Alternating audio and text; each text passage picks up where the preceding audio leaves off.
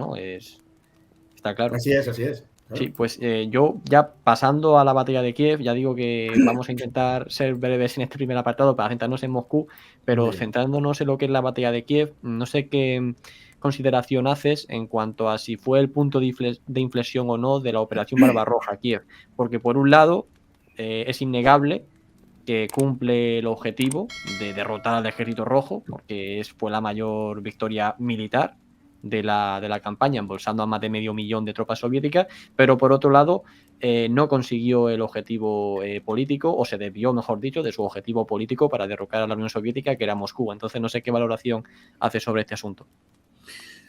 Bueno, realmente vamos a ver, el objetivo era Moscú, es que habría que plantearse si el objetivo era Moscú. Claro, para Hitler no era el objetivo Moscú, para Halder sí.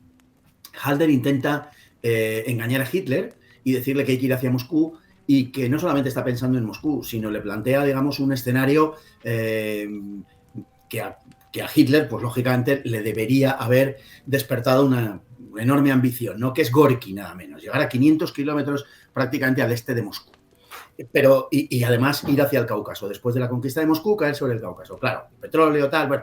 Pero Hitler no pica. Hitler dice no. De Moscú nada. Lo que hay que hacer es, ¿cuál es el objetivo de la campaña? Destruir al ejército soviético. ¿Dónde está el ejército soviético? Pues en este momento la mayor concentración de tropas del ejército soviético es el frente sudoeste de Budienny. Se calcula que constaba de unos 850.000 soldados. Bueno, las cifras en Kiev son bastante discutidas, sobre todo de prisioneros, los soviéticos han dicho que eran menos. Bueno, en cualquier caso sí sabemos que fueran los que fueran los prisioneros, las tropas de Budienny eran 850.000. Es verdad que la cantidad de tanques y la artillería era en una cantidad muy nutrida. Es verdad que los tanques y los aviones ciertamente eran muchos menos, pero decía que eran fuerzas muy notables y de una gran importancia, ¿no? Fue un error dirigirse hacia Kiev. Yo creo que los historiadores, de una forma creciente, cada vez más le dan en ese sentido la razón a Hitler. No fue un error dirigirse a Kiev. ¿Por qué? Por dos razones. Primero, la primera ya dicha, porque el objetivo era destruir la mayor concentración posible de efectivos del Ejército Rojo, y estaba allí, en primer lugar. Y en segundo lugar, porque, lógicamente, el frente sudoeste de Budienny constituía un peligro permanente para el flanco derecho del grupo de ejércitos centro. Y hubiera sido absolutamente imprudente que hubieran continuado el avance hacia Moscú, exponiendo un flanco que ya era larguísimo y que el segundo ejército de Weiss se las veía y se las deseaba para poder contener operaciones incluso de carácter local. Entonces, la realidad es que el peligro estaba ahí, existía. Hitler determina, después de la larga pausa durante la batalla de Smolensk, en agosto y septiembre de 1941, determina que definitivamente va a emplear el Panzergruppe II de Guderian como, digamos, yunque para que el grupo de ejércitos sur golpee a Budienny. Y el resultado es espectacular. Probablemente es la mayor batalla, digo, de la historia en términos de prisioneros y de bajas causadas al enemigo en un lapso de tiempo, desde luego, además tan corto, que se ha producido nunca. La batalla la hubieran ganado los alemanes con toda probabilidad en cualquier caso, pero la tozudez de Stalin fue un factor esencial para explicar el desarrollo en términos de magnitud, cómo se produjo. Frente a los generales que sobre el terreno le avisaban y le decían Guderian está girando para convertirse en ese yunque contra el que golpear el martillo del grupo de ejércitos sur y para envolvernos y tal, Stalin decía, no. Guderian lo que está haciendo es maniobrar por el flanco derecho del grupo de ejércitos centro para atacar Moscú desde el sur. Y se empeñó hasta el ultimísimo momento. Es cierto que al final, cuando ya quedaban casi cuestión de horas, para cerrarse el cerco del todo, dio la orden el permiso de evacuación, pero ya era imposible y desde luego fueron cercados y literalmente machacados entre el Panzergruppe, fundamentalmente de Kleist, y el 1 y el 2 de Guderian.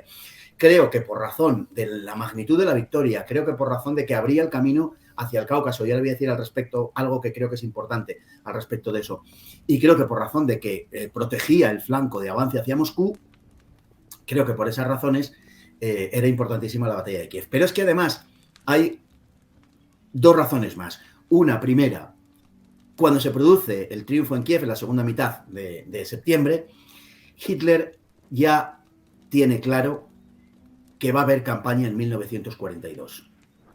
Y si va a haber campaña en 1942, es importantísimo llegar al Cáucaso y apropiarse del petróleo y cerrar la conexión de la Unión Soviética con Irán, que ya ha sido en agosto ocupado por los soviéticos y los británicos, impidiendo de esta manera que lleguen suministros de petróleo a la Unión Soviética. Hay que tener en cuenta que el Cáucaso producía el 90% o suministraba el 90% de la producción de petróleo soviética.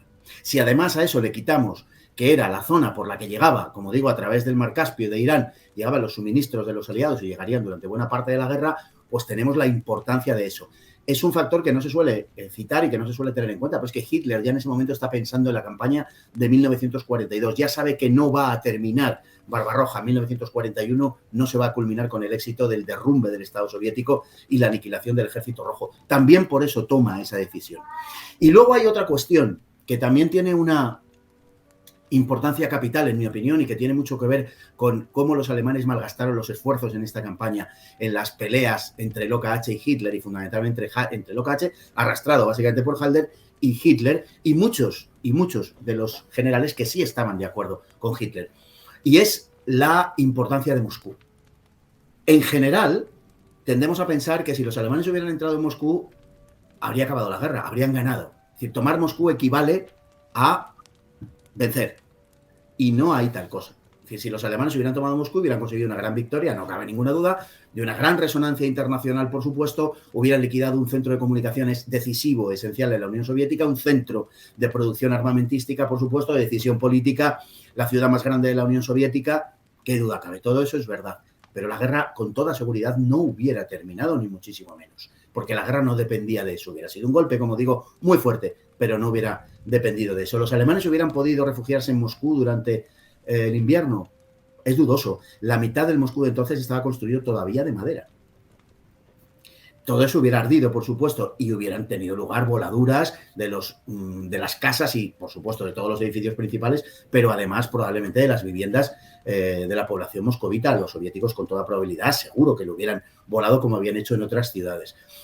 Hitler tenía claro que no había que entrar en las ciudades de la Unión Soviética y sobre todo que no tenían que hacerlo los Panzer. Él se negó, por ejemplo, a que entrasen en julio ya de 1941 a mandar los tanques contra Kiev, ¿no? Luego los alemanes cometerían ese error, como sabemos, en Stalingrado, por ejemplo. Pero Hitler siempre fue adverso a ese asunto. Y fue una de las razones de que condenase a muerte a Moscú y a Leningrado, literalmente que muriesen por hambre, porque, lo cual es una decisión, pues, en fin, verdaderamente escalofriante y terrible, pero en primer lugar porque los alemanes no iban a preocuparse de esa población, por decirlo así, no era su objetivo desde luego y no lo hubieran hecho, y en segundo lugar porque, claro, es un peligro. Cada vez que los alemanes entraban en las ciudades de la Unión Soviética, volaban los edificios una vez además que los alemanes estaban dentro de ellos, ¿no? Y dentro de la ciudad. Con lo cual, el problema aquí está en considerar que tomar Moscú equivale a acabar la guerra con una victoria. Y eso ya no era así. Probablemente no lo hubiera sido nunca. Pero si Moscú hubiera caído como consecuencia de un derrumbe previo, sí. Pero Moscú no iba a producir ese derrumbe de la Unión Soviética. Por tanto, las razones de Hitler para caer sobre el ejército de Budyonny y Kirponos me parece que son importantísimas y son las que explican esa decisión. En general, hoy se tiende a considerar que fue un acierto llevar a cabo esa maniobra y las últimas obras de gente tan, vamos a decir así, peleona, ¿no? Y lo digo con admiración, como David Stael, por ejemplo, pues van en ese sentido, ¿no? Realmente no fue una decisión desacertada. Sí, al final Moscú, lejos de lo que es la ciudad, lejos de lo que es las comunicaciones y demás que pueda tener, de los ministerios y todo esto, al final, claro, cuando se habla de tomar Moscú, si eso hubiese significado el final de la guerra, es porque se da por hecho, que no tiene por qué darse, de que tras la toma de Moscú el gobierno soviético va a caer, el gobierno de Stalin va a caer. Claro, especular en que si eso hubiera pasado, si finalmente Stalin se hubiera dejado capturar o no, o hubiese huido, o sus generales con el agua al cuello hubieran hecho algo parecido a un golpe de estado como le hicieron a Hitler el 20 de julio. Claro, todo esto ya es especulación, pero... De hecho, habían evacuado Moscú a Kuibyshev. Quiero decir que no estaba por la labor, es decir, Stalin no puso el límite en Moscú y dice, bueno, si cae Moscú ya no tenemos nada que hacer y tenemos que llegar a un pacto con los alemanes, ni muchísimo menos.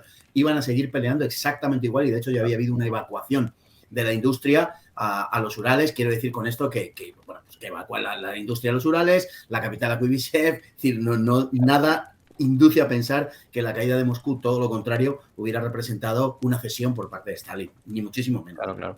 Y ni la población se levantó en contra de Stalin, estos pequeños disturbios que no tuvieron ninguna importancia, y luego tampoco sus generales, no le pasó como a Hitler, que contra Hitler sí que intentaron atentar en varias ocasiones, sin embargo con Stalin nadie se atrevió, ¿no? Por ese, o eso es lo que siempre se dice, ¿no? Por ese trabajo que había hecho en las purgas, en el que ya cualquier persona mínimamente sospechosa pues ya había sido eliminada, entonces no había ningún candidato realmente, ¿no? Para atentar contra él. Un pequeño inciso, ¿te has unido ya a nuestro canal de Telegram? Noticias, pequeñas curiosidades que no dan para vídeo, información sobre nuestros próximos viajes, nuestras próximas conferencias, nuestras próximas entrevistas, pero sobre todo la seguridad de que por ahí el mensaje siempre llega. Tienes el link en la descripción de este programa.